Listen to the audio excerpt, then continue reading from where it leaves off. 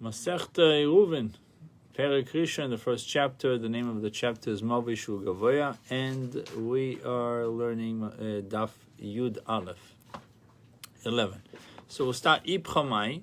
What is the reverse? What is what is Tzuras HaPesach, the shape of a doorway, effective when higher than 10 ames, and is a prominence effective to validate a koira wider than 10 ames? The Gemara says, come and learn. Tashma detanya movi shugava me'esrim amo yemait.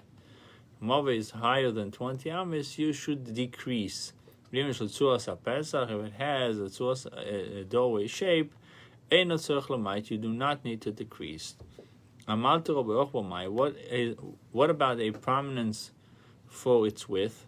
Does a prominence validate a koira wider than 10 ames? Tashma, come and learn Movi Shugava Mesrim Amo. The Tanya Movi Shugava Mesrim Amo. We learned in the Mishnah, you have to decrease it if it's higher than 20 ames, the Movi. And if the Movi's entranceway, the Tzuras HaPesach, the entranceway is wider than 10 ames, he must decrease. But if the entranceway has a doorway shape, he doesn't need to decrease the width. If it has prominence, it has importance, it looks fancy, he need not decrease.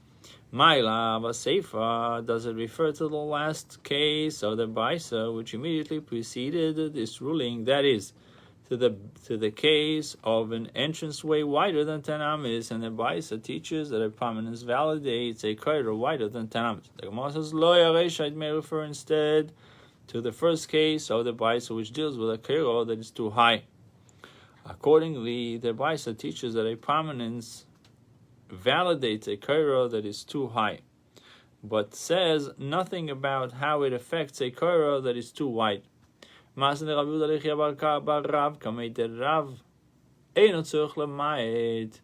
Yehuda taught the Mishnah to Chia barav in the presence of Rav. If a movi entrance wider than 10 ames if it has Tzuras HaPesach, it has a doorway shape, he need not decrease its width. But we learned, Rav interjected and instructed Rabbi Yehuda, teach him, my son, the following version, he must decrease the width, even though there is Tzuras HaPesach. Even though there is a doorway shape, you need to decrease the 10 ames. Okay, wait. So are we is this in combination or two separate cases at the same time? The 20 ames and the 10 ames, the 20 ames tall, over 20 ames tall, and then you get the 10 ames over 10 ames wide.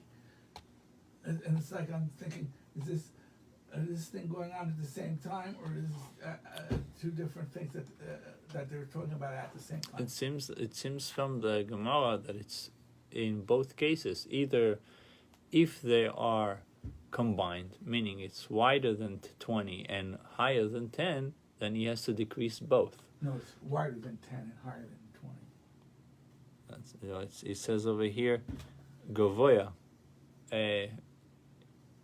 It gives both cases.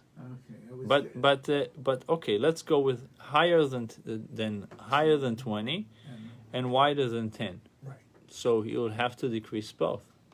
If it's just one of them is off, then you would have to deal with one. Okay. But the point that he says, he comes and he teaches that there's a Rabbi Yehuda coming to teach Chia in front of Rav, and he says you don't need to decrease in those cases. Okay. So comes Rav and he interjects and he says, teach him what we learned in the Mishnah, that you do have to decrease. Okay. Rav rules that a Tzuras HaPesach doesn't change the fact that you have to decrease. Just because it has a doorway shape doesn't mean that remember, there's two things of it. There's entrance, and there's an entrance without Tzuras HaPesach, and there's entrance with Tzuras HaPesach. So you would think that if there's an entrance with Tzuras HaPesach, even though it's higher than 20 ames, I don't have to decrease because it has the doorway shape. Comes Rav and he rules that you still have to decrease it, even though it has the doorway shape. He said, Rav rules that Tzuras HaPesach is not valid for an opening wider than 10 ames. When is Tzuras HaPesach helps you when there is less than 10 ames? When there is more than 10 ames, it doesn't help you. So you can't put I guess it does not look like an opening or an entrance when it's so big. okay. When do you notice a door? When the door has its confines. Right. But when the door has almost no perimeter, it's like, imagine this wall was not here, then where's the entrance to the room? It's like the whole place it's not really, you don't know. You remember, you could walk into a house many times, you have living room, dining room, sitting room. So all these open spaces, you're not even sure what's the designation of them because it doesn't have a normal opening. When the whole thing is open, so what is this room was made for? What is this room was made for? When you walk into a room that has a door and it has a bathroom, or you say, oh, this is the master, it's easy for you to relate to what the room is. Right. But if it's open, then you don't know what you're looking at. Exactly. So over here we want to make sure that this is a... You know, if you go to a big school or a museum or a big shul, like Fifth Avenue or something, they'll have this big door, but then they'll have doors. They'll have a big space and then doors, a bunch of doors. Right. There. And then you don't have the problem. Okay, let's see. אמר רבי יוסף מדבר רבנו נלמד, מדברי רבנו נלמד, חוצר שרו פסוחים וחלונס. This is the case that you just mentioned. In a chotzer, listen closely, in a chotzer enclosed by walls consisting mostly of entranceways and windows. There's a lot of entranceways and windows. Right. He writes so that the combined width of all the opening is greater than the combined width of all the wall segments. Carrying is not permitted by means of the Tzuras HaPesach that frames each of its openings. Since the opening in the enclosure collectively exceeds the wall segment, the chotzer is considered unenclosed despite the Tzuras HaPesach that frames each opening. So you need not just the Tzuras HaPesach, but you needed to make an enclosure. If it it doesn't make it an enclosure, then the Pesach doesn't help me. This isn't exactly the example I said. Right, you said many openings, right? But it said, okay. Over here it says that it has entranceways so and windows. The combined width of all the openings is greater than the combined width of the wall segments. That comes to tell you that even though there's many openings, it not necessarily help me, because if the combined is greater than 10, it's still a question. Okay, weiter. My time since an opening wider than 10 ames prohibits carrying in a movay. In other words, you did not turn the movay to a permissible area for carrying. And gaps that collectively exceeds the collective width of the wall segments prohibit carrying in a chotzer. Thus, in both situations, the enclosure is too open to be considered closed by the standing wall segments. We therefore compare the two situations. Just as an opening wider than 10 ames, which prohibits carrying in a movay, nonita b'tzuras HaPesach, cannot be corrected by a tzuras HaPesach, according to Rav, af parutz merubah l'imedayisa b'chotzer. So too, the openness created by gaps that exceeds the wall segment, which prohibit carrying in a chotzer, nonita b'tzuras HaPesach, cannot be corrected by a tzuras HaPesach at each of the openings. In 7, it has a summary of this whole sugya. In summary, openings are an integral part of a partition, meaning it's somewhat a partition, the opening. And he writes, therefore, a partition is considered closed along its entire length, even if it contains an opening, provided that those openings can be classified as entrances rather than breaches. In two situations, an opening cannot be viewed as a mere entrance. One is where the opening is wider than 10 amas. The other is where each opening is less than 10 amas, but openings collectively exceed the standing wall. In either case, the enclosure is nullified and the area within is considered open to the outside. Rav Yosef assumes that each situation creates the same degree of openness. Therefore, he reasons that if Rav rules that Tzuras HaPesach cannot correct the situation, it cannot correct other situation either. With that, we'll go to page 11a2. What comparison you make to an opening wider than 10 amas, which prohibits carrying in a mavei, that you do not permit it in the case of boards enclosing walls, according to Rabbi Meir. This is weird. Wells, walls. Okay. I'm ignoring it. I'm just reading it as walls. So, can you say the same of gaps that exceed the wall segments, which prohibits carrying in a chotzer, which create a lesser type of breach, as shown by the fact that you permit it in the case of boards enclosing walls, according to everyone, even according to Rabbi Meir. So, an opening of 10 amas is shown to be a more serious breach than opening that collectively exceeds the wall segments, meaning you have more opening than actual walls. Accordingly, we cannot infer that Rav disallows a Tzuras HaPesach to correct gaps that exceed the wall segments from the fact that he disallows a Tzuras HaPesach to correct the more serious breach of an opening wider than 10 amas. Let us say that the following brisa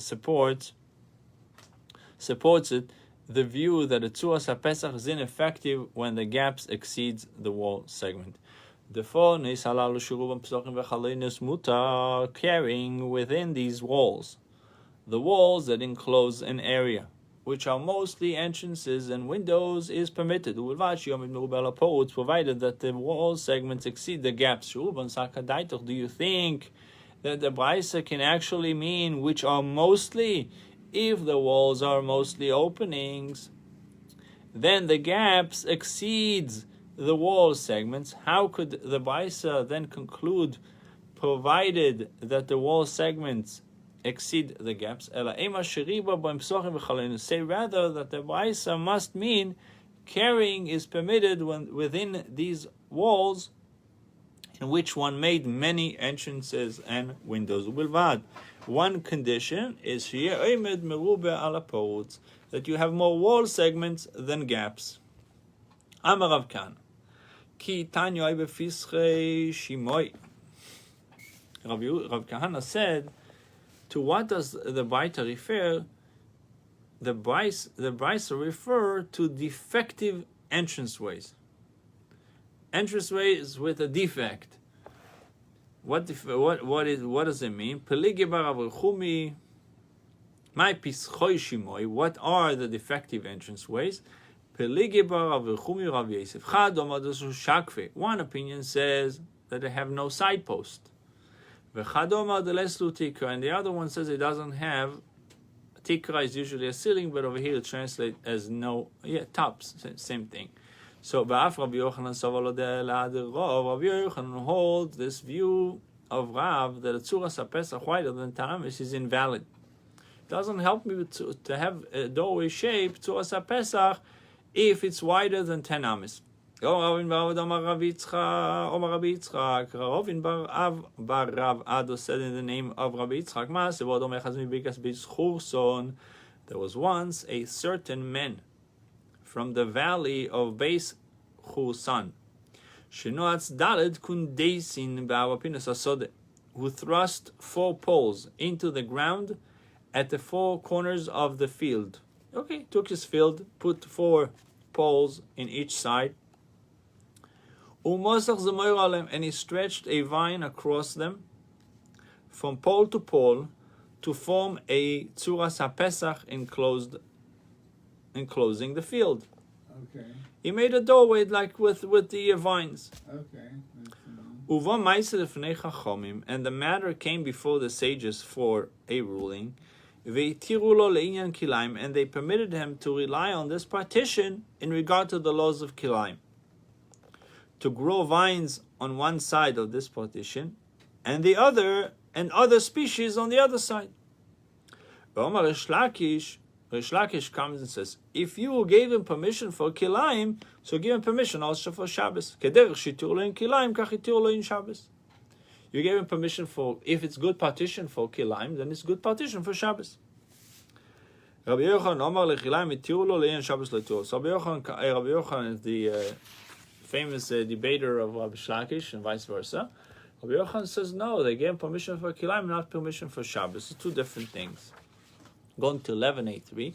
But my asking, what case are we dealing with? If you say that the vines strung across these poles extended from the sides of the poles rather than from the ropes, from the tops, the vines were from the side, not from the tops. Rav Chisda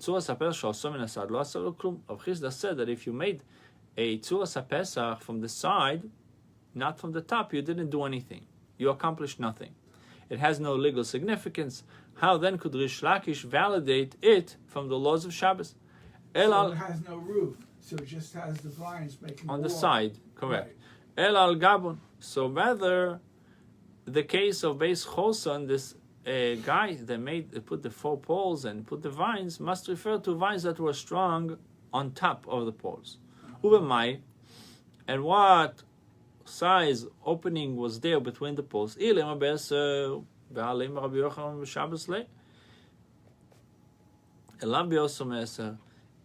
you say that the opening was one of 10 amis or less, would Rabbi Yochanan say in such a case that such a Tzuras HaPesach is not valid? Obviously, it's a good Tzuras HaPesach. It's a good opening, good entranceway, a good shape of an entranceway. Rather, we're dealing with a case where he made on top, but he made the opening too big, too wide, more than 10. Although Rish Lakish validates that Tzuras HaPesach for all laws, Rabbi Yochanan disqualifies it for the purposes of carrying on the Shabbos. Therefore, kilaim it's good enough, but not for carrying on Shabbos. This concludes the Gemara's proof that Rabbi Yochanan agrees with Rav that a Tzuras HaPesach wider than Tamis is not valid for the purpose of carrying on Shabbos. The Gemara says, Loi, the disagreement between Rabbi Yochanan and Rish Lakish does not necessarily concern a Tzuras HaPesach wider than 10 amis. Rather, they're arguing about something else. The disagreement may, in fact, concern an opening of 10 amis or less, but where the vines extend from the side of the poles. And it is about the ruling of Rav Chisda in validating such a side crossbar that they disagree. Rish Lakish rejects that ruling and validates a side crossbar for all laws. Validates a side crossbar for all laws, meaning it doesn't have to be on top. Rabbi Yochanan, however, agrees that that ruling as regards the laws of Shabbos and rules that one may not carry in such an enclosure. Accordingly, we have no proof that Rabbi Yochanan concurs with Rav that Tzuras HaPesach wider than 10 amis is valid. Maybe Rabbi Yochanan and Rish Lakish disagreed about side or top, not necessarily about the width of the doorway. So they're saying this isn't a good wall that we do with the vines on the top. No, you can look at the machlekes of Rabbi Yochanan and Rish Lakish in two ways. Either they're arguing about whether Tzuras HaPesach wider than 10 amis is good enough, is valid or not, or they're arguing whether the side post or the vines that you placed on the side are good or not. Because what did we say before? That for sure he did a Tzuras HaPesach on top, and the machlekes is whether it's good enough if it's more than 10. He says no, could be that the debate is about whether a side Tzuras HaPesach is decent, without a top. Let's say you put vines on both sides, instead of putting on the top. If you put on top, then it's like a classical Tzuras HaPesach, but what happens if you just put two on two sides? You ever seen houses where they put vines, and eventually it comes like this and makes a nice opening. An arc, Yeah. Not an arch. Yeah. Yeah, but unfortunately eats away at the house, but that's another problem. No, sometimes it's far away from the house. Right. It's the pathway that leads to the house. It looks nice, but it eats the house. So the Rabbi Menashe, the Gemara says they can show us a contradiction between Rabbi Yochanan and a contradiction between Rish Lakish and Rish Lakish. What is it? Amar Rish Lakish Rabbi Yehuda bar Chanina. Rish Lakish said, Rabbi Yehuda bar Chanina, Peh muter siyan kilayim avol Shabbos. Tzuras HaPesach, a doorway shape made from plaited vine, stretched across two poles. I'm not sure what plaited vine would be. I know what vine, but plaited vine.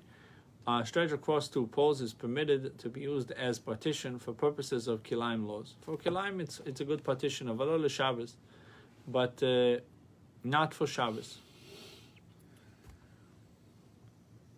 Says in number 1, which allows planting vines on one side of the platform and different crops on the other side. Okay, so this is two different crops. Rabbi Yochanan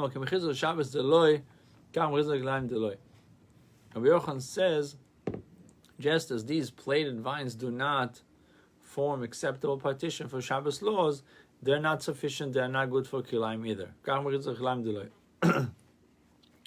According to the case of the plaited vines is identical to the case of Beis Chosan, where Rish Lakish validates the Tzuras HaPesach for kilayim and the Shabbos, and Rabbi Yochanan validates only for kilayim. Yet in the case of the plaited vine, Rish Lakish validated only for kilayim, Rabbi Yochanan not at all. It's understandable according to the view of Rish Lakish. There's no contradiction. Why? Hadidei ad Rabbi. This ruling in the case of Beis Chosan reflects his own opinion, whereas the ruling regarding the plaited vine reflects the view of his teacher, Rabbi Yehuda, the son of Rabbi Chanina. Rabbi Yochanan kasha, but the opinion of Rabbi Yochanan seemingly contradicts his own ruling. If it is fine that you say, it is fine if you say that they're there. In the case of Beis Chosan, the vine is on top of the poles, so they're not dealing with side poles. Rather, the vines were made in such a way that they are coming from the top. Whereas here, in the case of the plaited vine, we're dealing with the side post. Shapir, then it is good. Then you have no contradiction. But if you said that both cases will involve vine extending from the side, Michael, remember what can be said to resolve the contradiction? Why would in one case you say that it's good for kilayim, in one case you said that it's not even good for kilayim?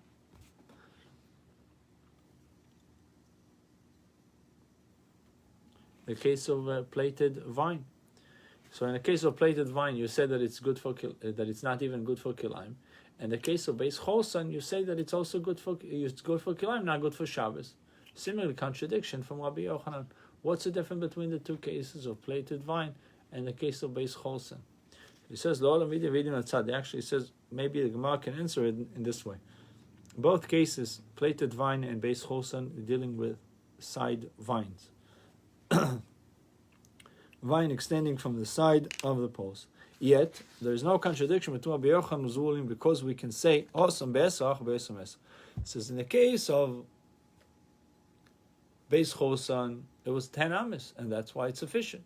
That's why it's good for kilayim, according to Rabbi Yochanan. But in the case of plaited vines, Pe'am, Muter, Siyan Kilayim, says, whereas in the case of plaited vine, there is an opening more than 10 amis between the poles. So when the crossbar extends from the side of the side post, Rabbi Yochanan considered Tzuras HaPesach valid for laws of kilayim only if the side posts are not more than 10 amas. If it's more than 10 amas, so it's this invalid. Is more information than we had before when this started, but the 10 amas. We learned another aspect of the 10 amas, that it's side or top. Okay. But we have two cases. We have cases of plaited vine, and we have a case of Beis Chosan, the guy that took 4 poles in the field. And plaited means like Over here it Braid, says like it's mixed. When a woman braids her hair. Over here it says which planting vines on one side of the partition and different crops on the other side. So I guess it's some type of it like line by line. Okay. Over here it says stretched across two poles. Right. Okay. And what basis do you say that we differentiate between a side crossbar 10 amas or narrower, and one that is more than 10 amas wide? This is not the incident that took place. Rabbi Yeshua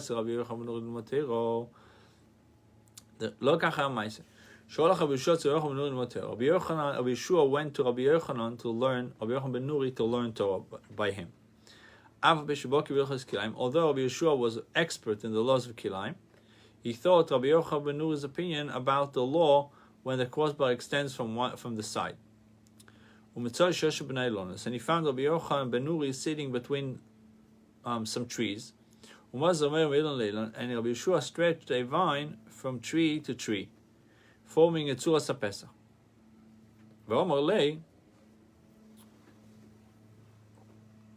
And he said to him, Rabbi, my teacher, if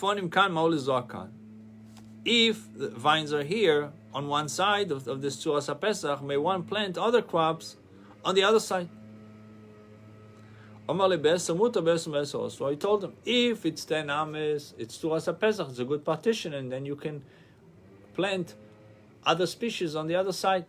But if it's more than 10, it's also, and it's not a good partition. My skin, on what case of tzuras HaPesach are we dealing? If you say that the vine rested on top of the trees, forming a perfectly valid tzuras HaPesach, also did Rabbi Yochanan ben Nuri rule that when there is a space of more than 10 amas between the trees, it is forbidden to rely on such tzuras HaPesach and plant crops near the vines. If there were trapped poles embedded in the ground, and one made a crossbar from plaited vine extending from the top of the poles, even if there is a space of more than 10 amas between the poles, it is permitted to rely on this tzuras HaPesach as a partition for kilaim. Rather, it must not be. Rabbi Yochanan ben Nuri referred to tzuras HaPesach whose crossbar extends from the side of the poles. Also, he told them 10 is fine, more than 10 is prohibited. Shmamina, learn from this that it is indeed proven that tzuras HaPesach whose crossbar extends from the side is valid for the laws of kilaim only if it is not wider than 10 amas. Gufa Mavchizda tzuras HaPesach min hatzad. If he made this tzuras HaPesach from the side of the post, lo yosov lo yichlum, he has accomplished nothing. The tzuras HaPesach, the sages said, is a valid partition.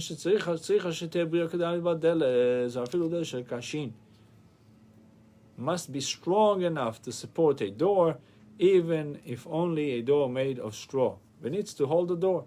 So tzuras HaPesach needs hinges, indication of a hinge, so that it looked like a door frame. My yekel, what is the indication of a hinges? Amadav avi, so a pivot hole.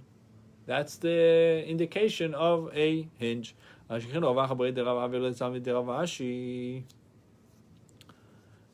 Ravacha, the son of Rav Avi, met the student of Rav Ashi. He asked him, did the master Rabbi Ashi say anything about tzuras HaPesach? Did he state any regulation about the configuration of tzuras HaPesach? He mentioned nothing about the hinges, about the configuration of tzuras HaPesach. Tana tzuras HaPesach. What is tzuras HaPesach? A pole here, one side, and a pole on the other side, and one on top. So one needs to touch the other, or it doesn't have to touch. Rav Nachman says the poles need to touch one another. Rav Sheh said they don't need to touch. So Rav Nachman went and acted according to his view when constructing the tzuras HaPesach at the home of Reish Galusa, the home of the auxiliary. He had an area enclosed with the Tzuras HaPesach, whose side posts did not touch the crossbar above them, and permitted carrying in that enclosure. Upon seeing this, Rav Sheshes told his aide, right? It's aide, Rav Gada, Zir Shlo Shedinu, go pull out these side posts and throw them down, since they are not valid according to my view. So Rav Gada went, pulled out the side post, and threw them down. So the members of the auxiliary's household apprehended Rav Gada and imprisoned him for destroying the property of the Reish Galusa. Rav Sheshes went and stood at the door of the prison.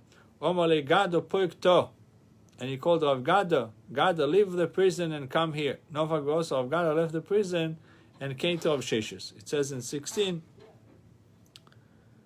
Rav Sheshes, initially Reish Galusa's servant thought that Rav Gada had acted on his own, but they released him when they realized that he had been merely following the orders of Rav Sheshes. That's from the Agodis Yavet. Ashkech Rav Sheshes Rabbi Shmuel, Rav Sheshes met Rabbi Bar Shmuel. Omar Le, Rav Sheshes asked him, Toni Mar, Mide B'Tzuras HaPesach, did the master teach any brayso about Tzuras HaPesach? Omar Le, and he said yes. An archway, spoke about the archway. Remember, Rav Meir requires a mezuzah. The Rabbi said it's exempt. But Rabbi Meir and the sages agree that if its legs, the archway sides, have a height of 10 tefachim before they begin to arch inward, she chayeves that the archway requires a mezuzah. Since we can entirely ignore the curved portion and use the vertical sides of 10 tefachim as the side post. The horizontal beam or row of stones that is above the archway is then the lintel that is positioned above the 10 tefachim vertical sides of the archway. All agree that if the archway is 10 tefachim high, but its legs do not have a height of 3 tefachim before the opening, between them narrows to less than 4 tefachim, or even if its legs have a height of 3 tefachim before the opening between them narrows to less than 4 tefachim, but the archway is not 10 tefachim high, then it is nothing. It is not a legal entrance at all, and no mezuzah is required. In both these cases, the entrance is entirely missing one of the essential dimensions in the first case. In the first case, it's missing, it entirely lacks the 4 tefach width. In the second, it entirely lacks the 10 tefach height. One case it misses the 4, and one case it misses the 10. Therefore, even Rabbi Meir agrees that it is not an entrance.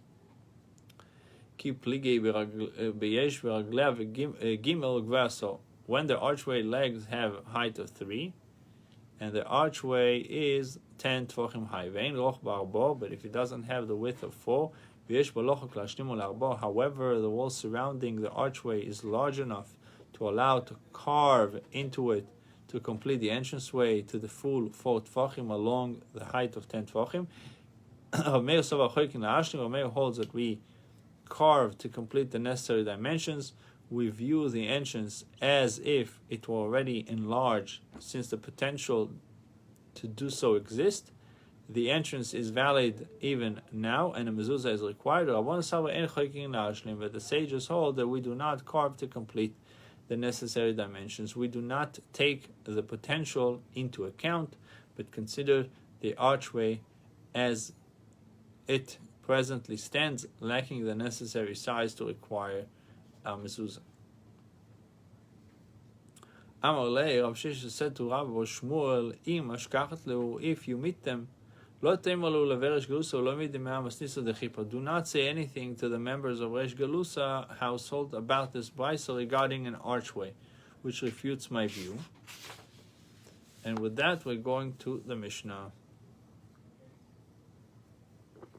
The adjustment of a move. Bet Shammai say a lechi and a korah must be erected at the entrance. Let's say you can choose either lechi or kor. Rabbi Lezer says 2 lechis are required, and 1 on each side of the entrance. We have to see still the difference between a lechi and a kor, how they look like. What's exactly the difference between them? Quoting Rabbi Shmuel, a disciple stated in the presence of Rabbi Akiva, Visham did not debate each other, did not argue about a movie that is less than 4 amis. Less than 4 amis wide. That is permissible either with lechi or kor. When did they argue about a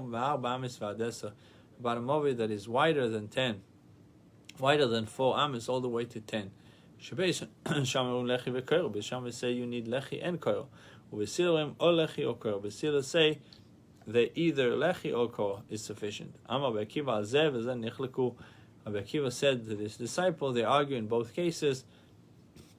In the case of 4 amis, and a case of pachas me'arba, less than 4. Keman. So the Gemara says,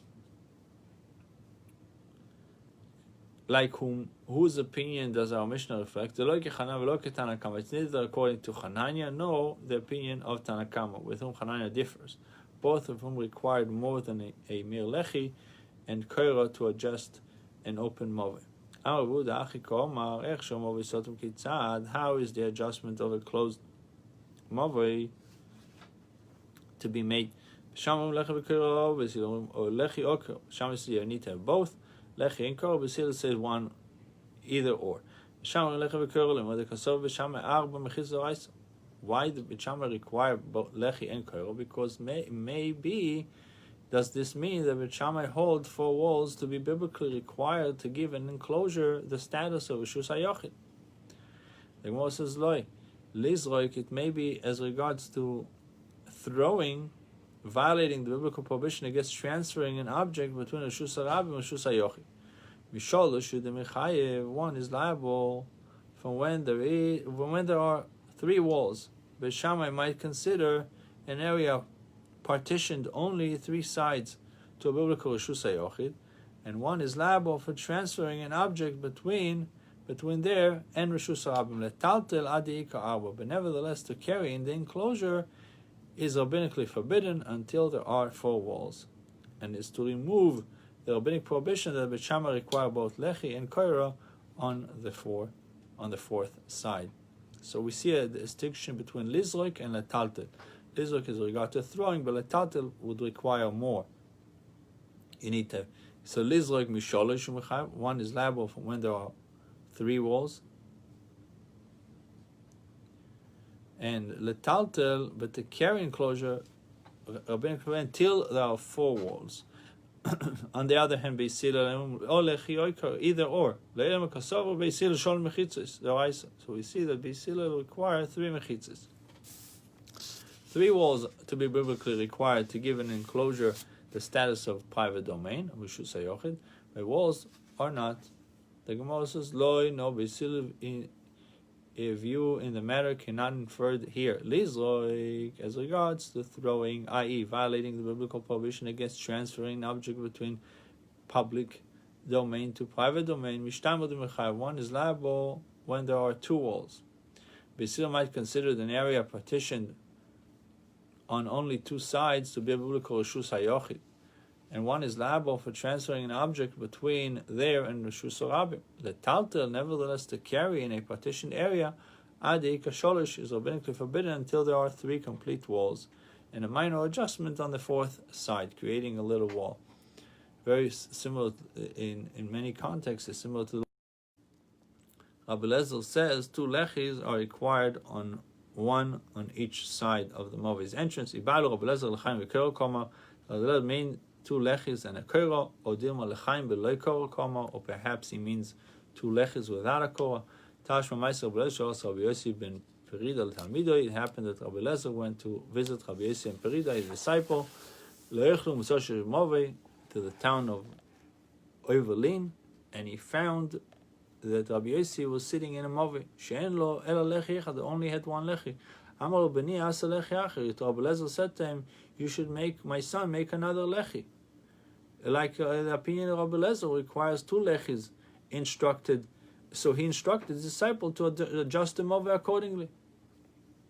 Amar lo b'chil sotman itzorich. Amar lo yisosim u'mavechach. Rabbi Yossi ben Feridas asked him, is it necessary for me to seal it? Amar lei, so Rabbi Eliezer answered them, let it be sealed, and what of it? This adjustment is indeed necessary, and there is no harm in doing so. Good morning to all. We'll continue, God willing, tomorrow.